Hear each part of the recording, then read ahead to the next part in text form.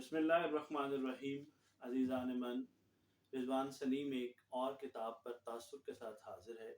मुझे उम्मीद है कि आप ठीक भी होंगे, खुश भी होंगे और हमारे इस सिलसिले से महजूज भी हो रहे होंगे। ये जो आज जिस किताब का मैंने इंतखाब किया है, ये किताब कई हवालों से बड़ी अहम किताब है। इस आज की गुफ्तगू में सिर्फ आप एक नई किताब से ही मुतारिफ नहीं होंगे, बल्कि आप एक बहुत बड़ी शख्सियत के साथ भी मुतारिफ होंगे। आप सब लोगों ने मौलाना अबुल कलाम आज़ाद का नाम सुन रखा होगा, किसी न किसी हवाले से, अच्छे हवाले से या बुरे हवाले से या किसी भी हवाले से आप उनको जानते होंगे। मौलाना अबुल कलाम आज़ाद के तारुफ से पहले ये जो किताब मेरे हाथ में है, इसका नाम है गुबार खातिर। गुबार खातिर का मतलब ये होता है कि दिल का गुबार।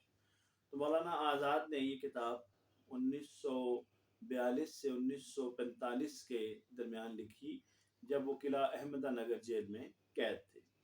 मौलाना आज़ाद की इस किताब को उर्दू अदब की आखिरी सबसे बड़ी किताब कहा जाता है, और मेरा अपना तासुर भी इस किताब को पढ़ के ये है कि शायद उर्दू अदब में इससे बड़ी किताब नहीं लिखी गई।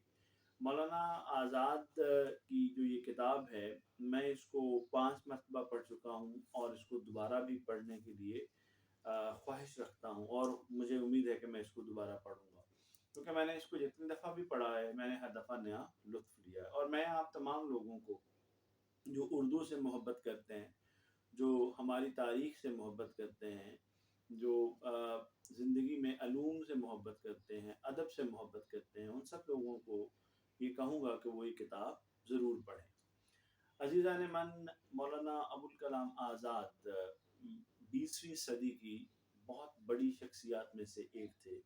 और अगर ये कहा जाए कि उस ज़माने में, चूँकि 20वीं सदी हमारे लिए ये बर-ए-सग़ीर पाक व हिंद में रहने वालों के लिए 2 हिस्सों में बटी हुई है। पहला हिस्सा वो है जिसको हम बरतानवी हिंद, मुत्तहदा हिंदुस्तान का ज़माना कहते हैं, और दूसरा हिस्सा जो 1947 के बाद है, उसको हम आज़ादी का हिस्सा कहते हैं। 2 आज़ाद ममलिकतों का हिस्सा कहते हैं, जो बाद में 3 ममलिकतों में बदल गई। मौलाना अबुल कलाम आज़ाद जो हैं, इनको दुनिया एक बड़े स्टेट्समैन, सियासतदान, अहले इल्म, अदीब, उर्दूदान के हवाले से जानती है। और ये कहा जाता है कि उर्दू इस हवाले से खुशनसीब है, खुशकिस्मत है कि ये अबुल कलाम आज़ाद की ज़ुबान से बोली गई, अबुल कलाम आज़ाद के कलम से लिखी गई। अज़ीज़ान मन, मौलाना आज़ाद 1888 में मक्का मौसमा में पैदा हुए। इनका ताल्लुक़ एक बड़े इल्मी और मजहबी घराने के साथ था, और मौलाना 10 साल की उम्र में जब थे, तो ये अपने वालिदैन के साथ हिंदुस्तान लौट आए। ये यहाँ हिंदुस्तान में कलकत्ता में इन्होंने सकूनत इख्तियार की, और नौउम्री में ही, बहुत छोटी उम्र में ही इन्होंने जो उस वक़्त के राइज अलूम थे, दीनी अलूम थे, जो दीनी असनाद थी, उनको इन्होंने हासिल कर लिया।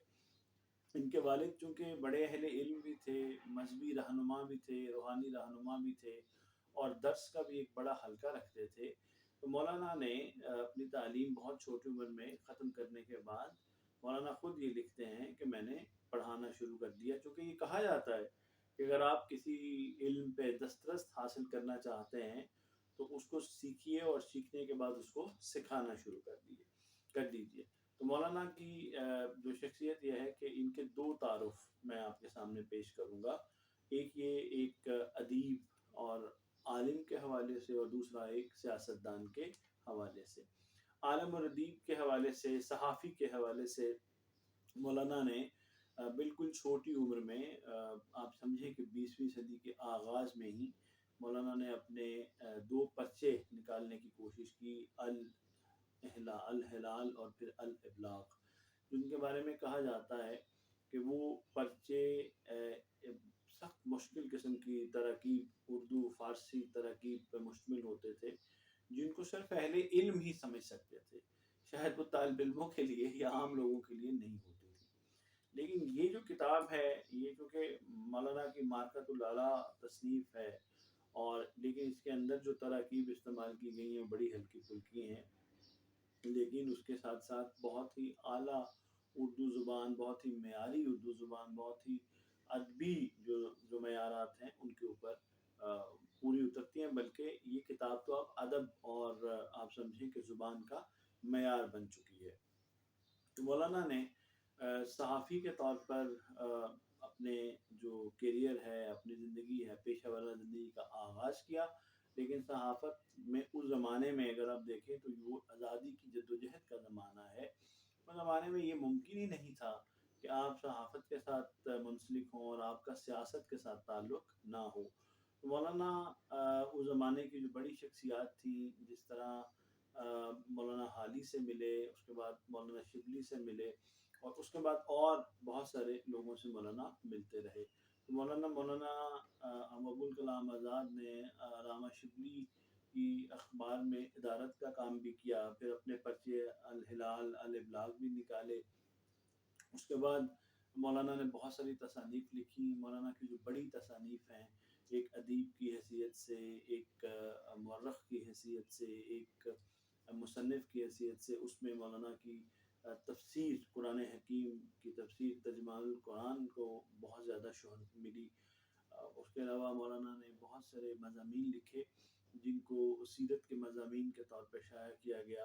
پھر مولانا کی جو کتاب ہے انسانیت موت کے دروازے پر، جس میں انہوں نے جو ہمارے اسلاف میں شمول رسول اکرم صلی اللہ علیہ وآلہ وسلم، آپ کے مقدس نواسے حضرت حسن اور حضرت حسین رضی اللہ تعالیٰ عنہ، اس کے علاوہ جو دوسرے اصحاب رسول تھے اور دیگر حضرات جو تھے اسلامی تاریخ سے منسلک، ان کی زندگی کے آخری لمحات پر مشتمل جو واقعات لکھے، انہیں انسانیت موت کے دروازے پہ ان کی صورت میں شائع کیا گیا۔